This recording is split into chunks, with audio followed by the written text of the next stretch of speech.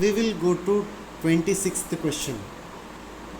Light of two different frequencies whose photons have energies 1 electron volt and 2.5 electron volt respectively successively illuminate a metallic surface whose work function is 0.5 electron volt. Ratio of maximum speed of emitted electrons will be, you need to calculate maximum speed. So using Einstein's photoelectric equation, kinetic energy maximum is equal to h nu minus phi naught, or kinetic energy maximum is nothing but half mv maximum square, which is equal to now h nu minus phi naught. So if I substitute, it is now half mv maximum square, which is equal to 1 electron volt minus 0.5 electron volt, which is equal to 0.5 electron volt, that is 1, and also half mv maximum square, which is equal to now for one more electron, one more photon, which is now having 2.5 electron volt minus 0.5 electron volt, which is equal to 2 electron volt. Let me call this as equation number 2. So let us divide equation number 1 by equation number 2. So it is now half, this is now V maximum 1, this is V maximum 2. So half mv maximum 1 square divided by half mv maximum 2 square, which is equal to now 0.5 electron volt divided by 2 electron volt. Half m gets cancelled, so it comes to be 1 by 4.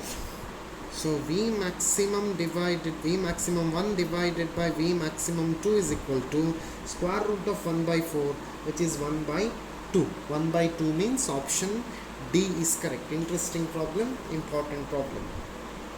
27th question. The variation of photocurrent with the collector potential for different frequencies of incident radiation nu1, nu2, nu3 are as shown in graph. Then, so here 27th question, EVS is equal to K maximum. So K maximum is nothing but h nu minus phi naught. Saturation current is same. It means each source of radiation have same intensity, but corresponding stopping potential is different, so they have different frequencies. So I can conclude that option C is correct here, that is nu1 which is less than nu2 which is less than nu3. So option C is correct for 27th question. We'll move to 28th question. 28th question says that the de Broglie wavelength of an electron accelerated to a potential of 400 volt is approximately. We did this already.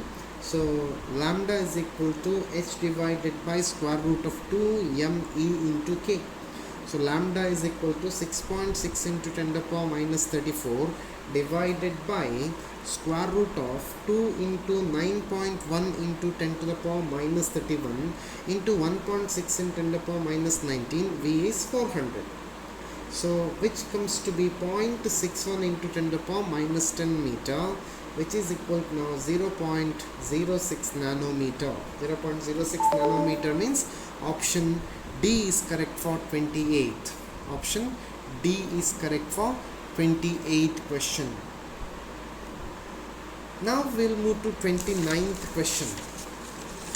29th question says